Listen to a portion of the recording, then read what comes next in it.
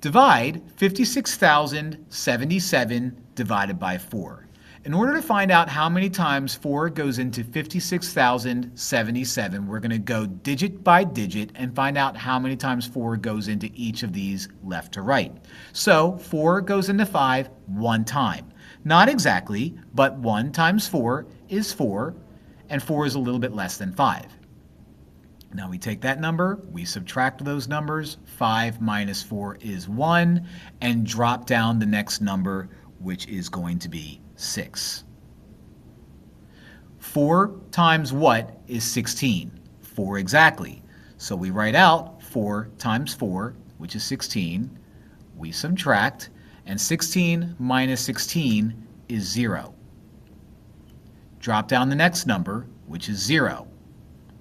4 goes into 0 0 times. So we write a 0 up there and drop down the next number, which is 7.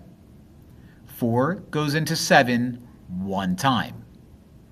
So 1 times 4 is 4. Now we subtract, and you get 7 minus 4, which is 3. Drop down the next 7 and do this process one more time. 4 times what is 37? Well, 4 times 9 is going to be 36. So I'm going to write out 4 times 9, multiply 9 times 4, which is 36, subtract, and we get 1. Now I'm out of numbers here, so that 1 is my remainder. So 56,077 divided by 4 is 14019, which is 14,019, remainder 1.